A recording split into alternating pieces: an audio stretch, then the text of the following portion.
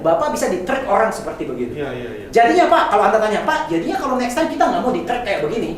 Satu, hukumnya, jangan ngutang sama orang. Ketika orang ngasih Anda sesuatu, lebih baik sebelum dia ngasih, Anda dulu, kalau bisa Anda yang bayarin restorannya dulu. Jadi jangan berutang sama orang. Iya. Ketika Anda berutang dengan orang, dia akan datang Anda menuntut sesuatu yang lebih besar dari apa yang dia bikin. Semangat pagi luar biasa. Iya, luar biasa. Selamat datang kembali dalam Monday Morning Motivation ya. Minggu lalu kita sudah bahas bareng Pak Darmadi tentunya ya. Yes. Psychology of Persuasion, dan kayaknya minggu lalu masih belum selesai Pak. Belum selesai, ini akan dipanjang lagi di part kedua. Yes. Dan mari kita sama-sama lihat part kedua ini yang luar biasa. Yes. Nah, yang kedua nih Pak. Ya. Jadi yang pertama nih teman-teman, mengenai influence, hati-hati nih ya. Apa yang orang kasih, dia akan bisa nuntut lebih besar. Demikian juga sebaliknya, apa yang Anda kasih, Anda bisa nuntut lebih besar. Betul. Ya. Yang kedua nih, komitmen dan konsistensi. Konsistensi ini penting sekali Pak. Ya, gimana tuh Pak? Orang itu konsisten apa? Konsisten, orang tuh berusaha konsisten. Ya, makanya kalau kita sudah melakukan Monday Morning Motivation, kita melakukan selama setahun 52 kali Pak. Ini setengah mati loh Pak. Yes. Kita walaupun sudah nggak punya ide, kita konsisten karena kita punya komitmen. Iya kan ya? Ya, Pak David dengan saya ini tiap minggu stres nih ya. Ya, ini mau ngomong apa lagi minggu depan gitu ya. Tapi bagusnya Pak, karena konsistensi dan komitmen ini kita bisa keluar dari zona nyaman ya. Nah Pak, ini yang paling contoh paling bagus nih Pak. Satu eksperimen dilakukan di pantai nih Pak. Orang lagi berjemur nih. Oke. Ya, orang lagi berjemur. Ada satu profesor naruh satu orang, dia berjemur di samping orang-orang biasa saja. Kemudian dia bawa radio. Radio itu diputar lagu gitu Pak. Nah kemudian sambil duduk-duduk, dia kemudian berdiri, kemudian menuju pantai, meninggalkan radionya dia. Yeah. Dia nggak kenal orang yang di kiri, dia nggak kenal orang yang kanan. Ya, singkat cerita, dikiralah seorang pencuri. Mengambil radio itu, ya, mengambil radio itu. Survei membuktikan hanya 4 orang, yang kiri yang kanan, dari 20 orang yang dites, yang menegur pencuri itu. Kenapa kamu ambil? Itu bukan punya kamu, balikin.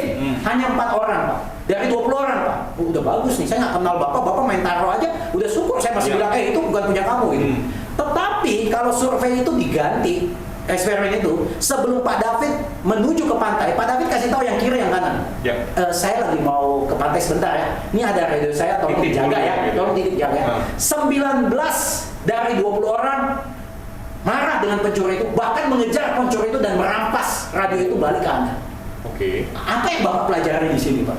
Menarik sekali ya. Menarik sekali. Artinya, kalau Anda ingin meminta tolong orang, lebih baik sampaikan dengan jelas. Jangan Anda berharap orang-orang itu menentukan sikapnya sendiri-sendiri.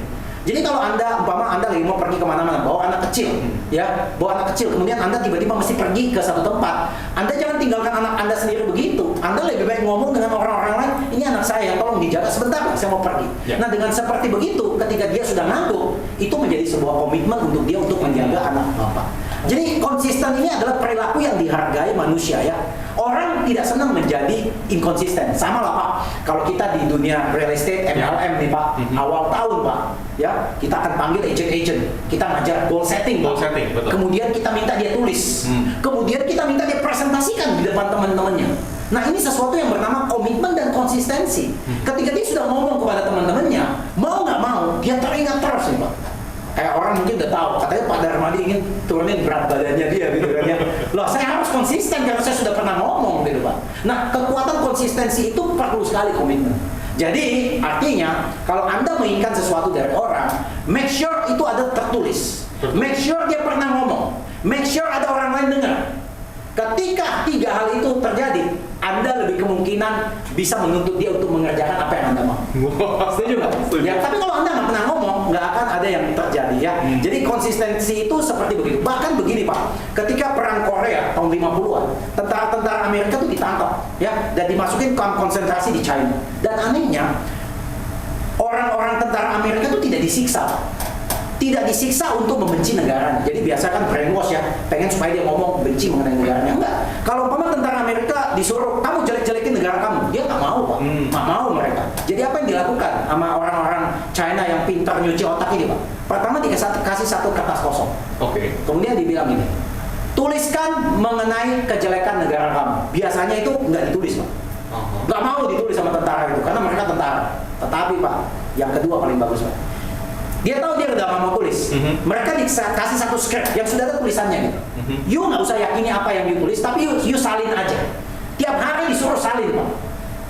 Tiap hari disuruh salin. Walaupun dia nggak setuju, disuruh salin aja. Kemudian yang kedua, disuruh baca, Pak. Tanpa sepengetahuannya dia, itu ada recording. Recording itu dikirim kepada semua tahanan tentara-tentara lainnya. Bahwa umpama gini nih, David umpama ngomong, saya membenci negara saya. You hanya pikir you yang ngomong sendiri, tapi saya dengar nih, kenapa sih David ngomong membenci negaranya dia ya? Padahal you hanya baca, you bahkan hanya disuruh baca. Dan Anda tahu, tingkat cuci otaknya itu lebih bagus dibandingkan orang dipaksa pakai senjata. Bayangin ya. Jadi hati-hati, orang kalau kita bisa suruh tulis, suruh pikirin, suruh ngomong di depan umum, itu orang akan lebih konsisten.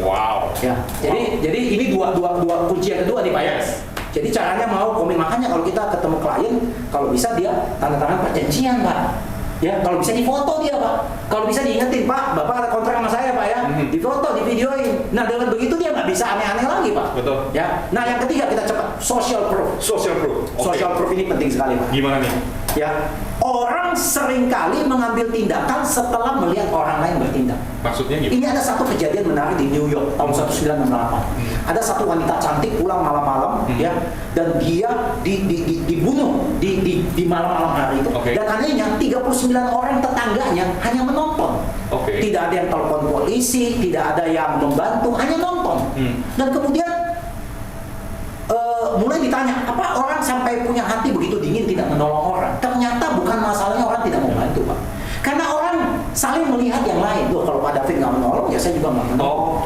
Jadi hati-hati sekali ketika Anda meminta sebuah pertolongan, Anda jangan berharap orang akan bertindak sesuai apa yang Anda harapkan. Umpama nih, saya lagi kasih jalan mobil nih, ya kan? Tiba-tiba ada penjahat ngejar saya, ya, ban saya dikempesin. Kemudian itu terjadi di siang bolong dan banyak orang nonton. Saya berharap orang tahu dong, bantuin saya nih, ada penjahat bolongin. Nggak bisa Pak. Jadi apa yang harus Pak David lakukan kalau begitu? Pak David harus buka kaca dan Pak David berusaha nyari orang yang paling dekat dengan Pak David, orang yang menurut Pak David capable untuk melakukan tindakan, dan Pak David bilang bisa ngomong seperti ini. Hei kamu yang baju hitam, saya sedang dirampok. Tolong kamu panggil polisi sekarang dan teriak, tolong panggil teman-teman, tolong kamu bantu saya. Nah ketika orang itu ditunjuk dan dia merasa dirinya disuruh, nah baru dia melakukan. Anehnya Pak, setelah dia bergerak Pak, orang lain mulai bergerak. Ikut bergerak. Iya. Jadi kalau Bapak tiba-tiba sakit jantung nih Pak David jangan tiba-tiba geletak, waduh pasti orang tolong saya, enggak. Ketika Pak David kena stroke nih Pak David lihat, kamu yang baju biru, cepat, Anda harus suruh orang. Orang kalau diminta sesuatu emergency, dia pasti akan lakukan Pak. Jadi social proof ini penting sekali Pak, karena orang selalu melihat orang lain lakukan. Nah ini kejadian yang menarik sekali Pak David ya.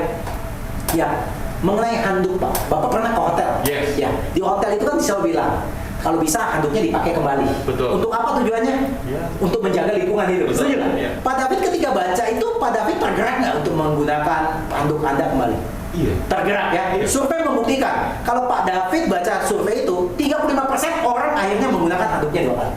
Tapi akan menjadi lebih tinggi kalau petunjuk itu mengatakan 75% orang yang tinggal di kamar ini memakai handuknya kembali.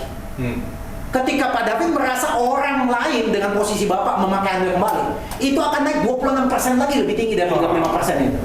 Jadi kalau Anda mau mempengaruhi orang, ya, Anda harus tahu bahwa orang itu bertindak melihat orang lain. Makanya zaman sekarang lagi ramai mengenai afiliator, setuju? Ya. Kadang-kadang kita bingung kenapa orang pada mau ikut afiliator ya. Karena afiliator itu melakukan sebuah tindakan. Sebenarnya kita awalnya bilang kita nggak mau ikut, tetapi apa yang terjadi? Kita cek di Instagram, loh, kok banyak orang ikut? Teman saya ikut, saudara saya ikut. Akhirnya kita juga ikut. Kita ikut karena apa? Bukan karena kita percaya dia, karena kita melihat orang-orang yang kita kenal juga ikut. Betul. Jadi social proof itu penting Pak. Makanya Pak, kalau orang pergi ke acara nih Pak ya, Pak David ya, saya ambil contoh ya, social proof itu paling bagus begini Pak ya.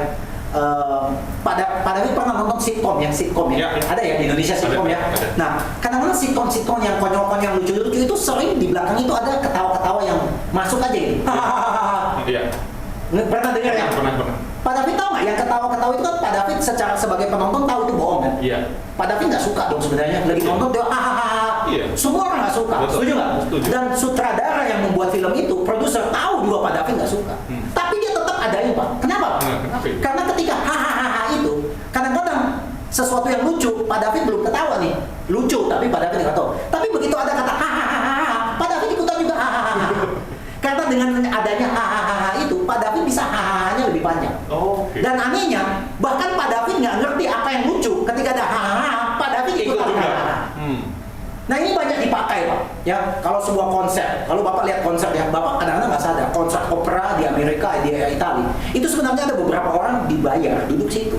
Dan ketika konser udah mau selesai, dia tiba-tiba dan semua orang ikut tepukan. Pernah lihat begitu? Yes, betul. Nah itu dibayar Pak orangnya. Oke. Itu dibayar professional fee Pak.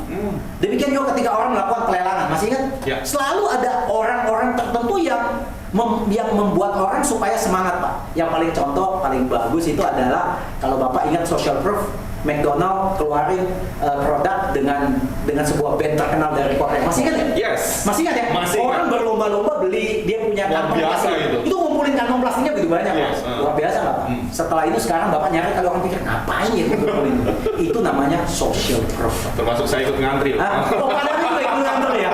Wah, demikian juga social proof seperti ini. Social proof. You datang lihat pengamen nyanyi di jalanan, dia taruh ada kotak, ada uang di dalamnya. Iya, iya. Kira-kira siapa yang isi itu uang? Ya dia sendiri lah. Supaya kenapa? Lu tega lu, orang lain bayar masa you enggak? Yes. Iya kan? Social proof again. Di restoran juga seperti begitu. Di dekat kasir biasa ada tips, Oke, gitu kan? tips. Itu uang dia masukin sendiri. Oh. Jadi ketika you bayar masa gua nggak kasih tips? Iya. Nah itu sebenarnya social proof ya. Jadi teknik ini hati-hati Pak. Hati-hati, orang bisa memanipulasi Bapak dengan seperti itu. Iya. Setuju ya? Setuju banget. Itu tadi udah berapa ya? Ketiga ya? Ini yang keempat ya? Keempat. Liking. Wah ini Liking. penting sekali Pak ya. Teknik ini terjadi ketika teman Anda membeli, Anda juga ikutan membeli. Ya, kenapa? Karena teman Anda beli. Ya. Pernah seperti begitu Pak? Pernah. Kita sebenarnya nggak mau beli, teman kita beli ya, kita ikutan Mau beli. nggak mau jadi ikut. Tupperware Pak, itu produk dari Amerika yang jual mungkin kotak-kotak ya. Itu penjualan paling tingginya itu bukan di toko retail. Di mana? Ketika mereka melakukan yang namanya Tupperware party Pak. Oke. Jadi satu orang mengundang teman-temannya datang ke rumahnya untuk ada party. Kemudian orang Tupperware akan datang untuk melaksanakan acara itu. Dan biasanya di situ semua orang dikasih hadiah-hadiah kecil gitu. Nah setelah Pak David dapat hadiah kecil dari saya, Pak David itu tidak enak kalau tidak beli sesuatu. Dan itu closing paling besar yang dilakukan dengan sistem seperti begitu. Dia pakai tadi yang reciprocity lagi. Iya. Gua kasih, you kasih juga ya. Iya, iya. Jadi liking itu dia ngajak teman supaya teman kita bisa beli.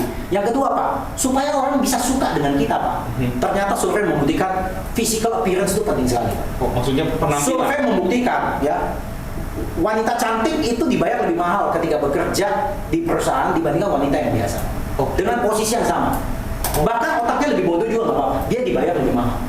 Dan bahkan di Amerika pernah ada survei mengatakan di pengadilan kalau seandainya yang terdakwa adalah cowok ganteng, kemudian yang menjadi korban adalah cewek tapi ceweknya jelek, sanksi cowok ganteng ini rendah.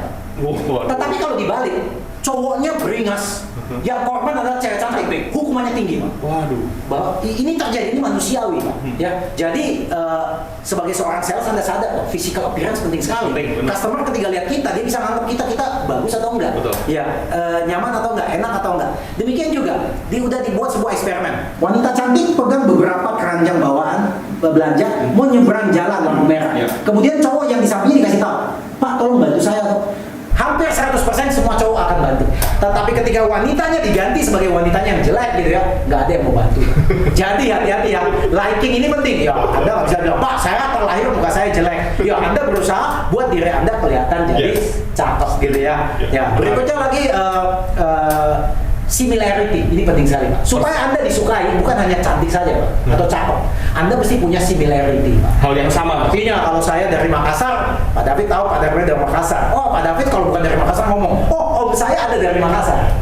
Umpama Pak David jual mobil, begitu Pak David presentasi saya, di mobil saya nih yang lama, Pak David lihat ada golf bag gitu ya. Anda bilang, waduh, jam 5 aku juga mau main golf nih. Oh. Nah, similarity itu dipelajari banyak orang sales, itu membuat kita gampang ngomong Pak. Bahkan Pak, kalau kita negosiasi Pak, diambil contoh di satu universitas yang hebat, ada 2 kelompok anak MBA. Kelompok pertama dikasih tahu, kalian negosiasi dan selalu ingat, time is money. Kalian coba negosiasi, time is money. Itu dikasih waktu 55% bisa negosiasi, agreement terpenuhi. Tapi kelompok kedua dikasih tahu sebelum negosiasi, nggak dikasih tahu time is money, dikasih tahu coba ngobrol sama teman kamu, coba cari kesamaan di antara kamu. Setelah itu baru negosiasi. 95% closing. Wih. Bapak ngerti nggak artinya itu? Iya. Ternyata orang itu kalau close itu jangan terlalu banyak teori gitu ya. Malah karena dia suka dengan kita, dia kayaknya nyaman penampilan kita, dia bisa closing dengan kita gitu ya Pak ya. Jadi liking ini penting. Nah, yang ketiga Pak, komplimen Pak. Komplimen. Jadi kalau Bapak sebelum meminta sesuatu ya, Bapak harus komplimen orang. Saya pernah kejebak Pak. Gimana tuh? Ada orang kirimin saya di Messenger Facebook Pak. Pak Darmadi, saya pengagum berat Pak, membaca buku Bapak. Kira-kira saya jawab nggak? Saya jawab, saya bilang, wah terima kasih Pak, luar biasa. Langsung dijawab, Pak saya mau presentasi dengan Bapak 30 menit, bisa nggak? Bayangin Pak, saya langsung sadar, waduh ini saya dikerjain ya. Ini saya dikerjain ya, liking seperti begini ya. Jadi jebakan liking itu, Pak bagaimana supaya kita jangan dijebak dengan liking ini? Satu, jebakannya. Saya ketemu Pak David baru ngobrol 25 menit nih. Pertanyaan saya tiba-tiba Pak David kayak menyuruh saya membeli sesuatu. Dan saya suka dengan Pak David nih. Saya harus tanya, 25 menit kemarin sebelum saya ketemu dia, apa saya punya rasa suka udah seperti sekarang sama Pak David? Kalau hanya dalam 25 menit, tiba-tiba dari 0 bisa sampai 50-75%. Berarti Pak David lagi mau menggunakan teknik ini kepada saya. Yeah. Jadi saya mesti hati-hati ya. Oke ya. Yang berikutnya Pak David. Yes. Ya. Authority. Authority. Ini gampang ya Pak. Ini gampang lah. Ini ada test case ya. Orang lagi isi parkir meter gitu ya. Oke. Orang kan ada parkir meter. Ada kadang-kadang orang kurang uang kan. Nah, di tes nih. Ada sengaja orang di pura-pura kurang uang. Ada orang biasa aja jalan. Saya pakai baju polisi Pak. Kemudian saya panggil Anda. Sini kamu. Itu orang kurang uang 1.000. Tolong kamu bantu dia. Dia nggak ada uang tuh. Tolong lu bantu dia. Itu Pak, kemungkinan besar orang ini pasti langsung ikut Pak. Karena dia ngelihat saya punya baju polisi. Yes. Kalau saya ganti, saya pakai celana jeans t-shirt Pak, nggak ada yang mau ikut Pak. Oke. Iya kan. Jadi pakai formalitas baju itu penting sekali Pak. Orang tahu you siapa, you punya kredibilitas. Demikian juga kalau you pergi dokter, kadang-kadang you lihat dia punya ijazah, dia gantung semua. Iya, betul. Karena dengan ijazah itu bahwa bilang wah orangnya reliable. Itu namanya authority. Jadi kalau Anda mau membuat authority Anda, Mama, kenapa saya masih dengar nih Monday Morning Motivation Pak David sama Pak Darmadi? Mereka berdua penulis buku terkenal. Bener ya? Yes. Authority. Ya kalau nggak nulis buku ngapain dia ngomong gitu ya? Nah yang terakhir Pak ya, scarcity. Ya, zaman sekarang minyak goreng nih Pak ya. Orang tuh kalau nggak dikasih bilang mahal nggak ada yang mau tahu. Makanya kalau orang kan jual barang gitu Pak ya, jualnya harus limited Pak. Ini dilakukan banyak developer Pak. Developer tuh orang tuh dikumpulin tuh Pak, kemudian NUP, ya nyari NUP. Awalnya orang banyak nggak mau beli Pak, tapi ketika melihat orang lain pada beli, wah takut nggak kedapat Pak.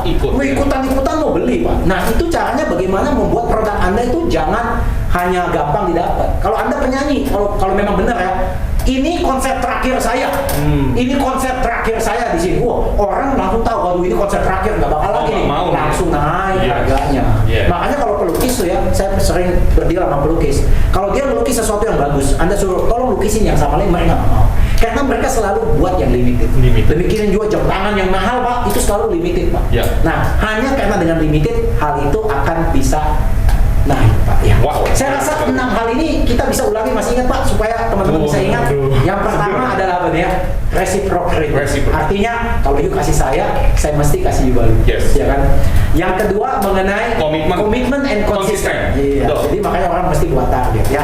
Yang ketiga namanya social proof. Orang berkelakuan sama dengan orang lain. Yang keempat liking. Mesti suka dari apa? Penampilan, kasih similarity tadi. Yes. Yang kelima itu mengenai authority. Anda mesti menjadi authority sebagai seorang sales. Sehingga orang tahu Anda berbeda dengan yang lain. Dan yang terakhir harus limited. Bahwa barang-barang yang mahal itu semuanya limited. Service yang Anda punya juga limited. Jika Anda menguasai 6 strategi ini, saya sangat yakin Anda bisa mendapatkan yes lebih banyak lagi dan Anda bisa menjadi lebih sukses lagi. Luar biasa. Thank you Pak Darmadi. So teman-teman semua stay tune on Monday Morning Motivation.